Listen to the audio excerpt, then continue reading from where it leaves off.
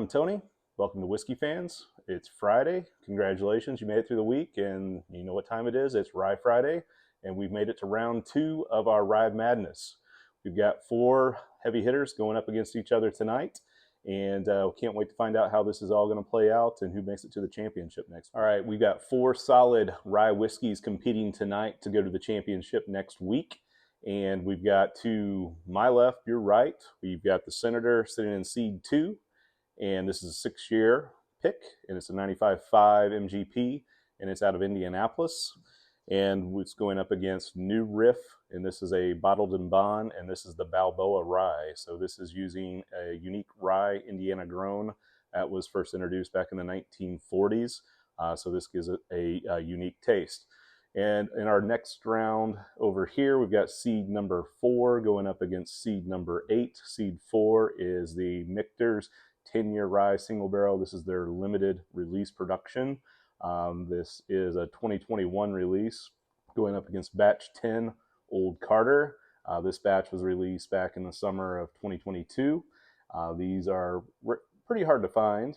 And it's kind of nice. We've got a value side going up against, I'd say, a premium side when it comes to hard to find. You got a 185 MSRP and approximately 200 MSRP.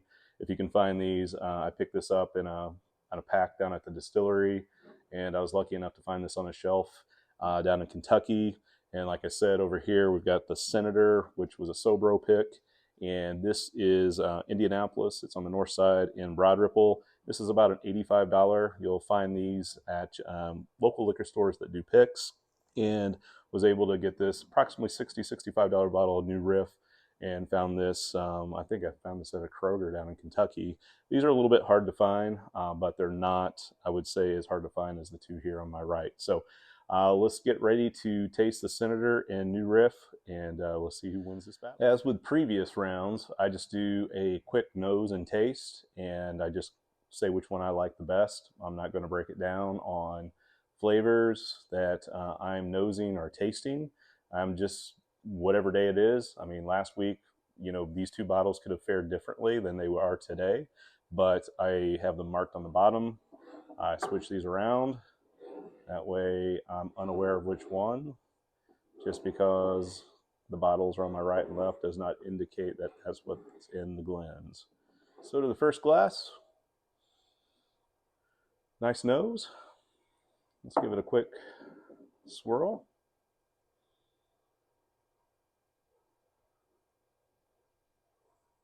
All right, the first one was down the hatch and gave me that great rye. It did open up the palate.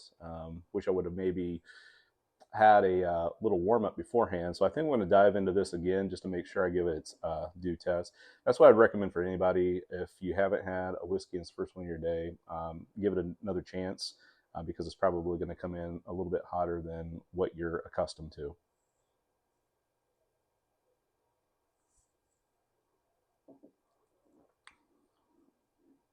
Oh yeah, that's very nice. Last time, like I said, it came in and lit my palate up, and it's awake now, and so I'm able to experience, I think, the nice rye. And like I'd mentioned before, there's a heirloom rye that's unique in this mix, and it's going to be detected a little bit easier, I do believe, but I do like both of these bottles. Okay, I'm going to go in here to glass number 2, do a quick nose. We'll do a little taste.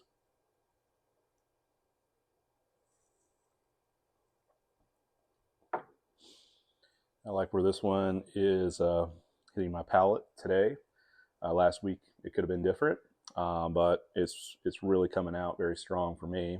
I think between the 2, even though I enjoy them both, and like I said, this is a randomized sampling of my ryes. I put 8 in, put them in a randomizer. Seeds have nothing to do. This is seed 2 going up against seed 3. Like I said, over here, when I get to the next bracket, it's seed 4 going up against seed 8, and those are heavy hitters. And so I am choosing my glass on my left, and this is seed number 2. So congratulations to the Senator. Again, this is a single barrel pick out of Indianapolis from Sobro Wine and Spirits. So congratulations. All right, that was some exciting stuff.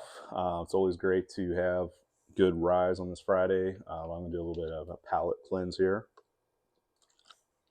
Just a little bit of water. If you have like crackers or stuff like that, those are good to have too, to cleanse the palate. Like I said, we've got two big ones here.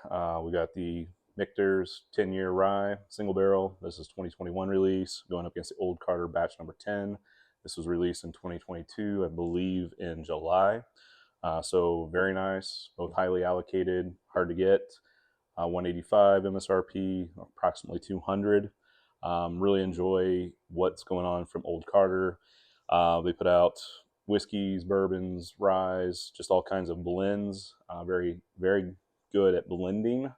I've had a chance to see both Mark and Sherry do a presentation of some of the releases from last year, and I have to say that they never disappoint, and so very, very happy with them. But Michter's is where it started for me. The Michter's US 1 bourbon was probably one of my first bourbons that I had on my shelf, and that really started my journey, and it really opened me up to other expressions that they had, and really got my foray into ryes. This wasn't my first rye, but I could say it's a solid rye. I was happy to get my hands on it after numerous times of just meandering down to the distillery. I live about 2.5 hours north of Louisville, so it makes it easy to do a quick trip down there on a weekend or whatnot. But I know not everyone has that luxury. Not everyone has a variety on their shelves. I know with Old Carter, they're in 10 or 11 states. I think they just opened up to Tennessee. So it makes it difficult to find them on the shelves locally to me. And when it hits the secondary market, it's not that $200 price point, it's 3x or more. So very happy to have both of these. We're going to mix these up just like we did before. Real anxious and nervous about this one because they're both ryes that I like a lot. I don't hit them a lot like I would with some of my others that are a little less expensive, but every once in a while I do enjoy these a whole great deal. So we got glass number 1, got a nose.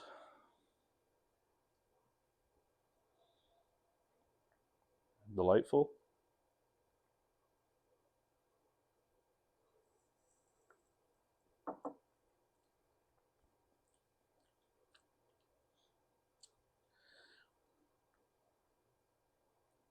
It's really nice. It hits up front very powerfully, slides across mid palate, and has a really nice finish that's very enjoyable. Right, I'm going up to the second Glen of this final battle of this evening to see who advances to the championship round next Friday night. And so let's go for the nose.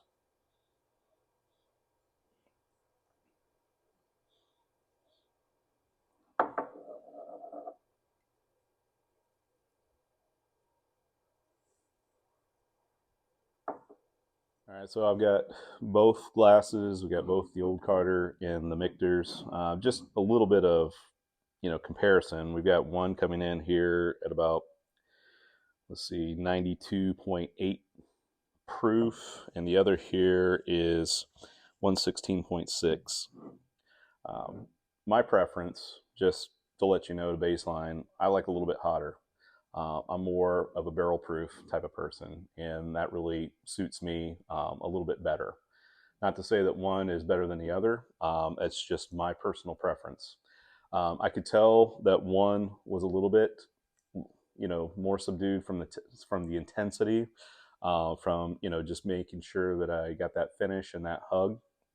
And when I did sample my second glass, I was able to, it fired the entire palate, and I was able to experience something that was a little bit more than this particular glass. So it's very tough. Both of these I enjoy a lot, but it could be a flip of a coin. But for me today, just like the last round, it's my glass on my left, your right. And this is seed 8, and seed 8, which was totally random, was Old Carter, and this is Old Carter Rye batch number 10. So congratulations, Old Carter. You've made it to the championship, going up against the Senator, and we'll see you next week. And have a great weekend. Take care and cheers.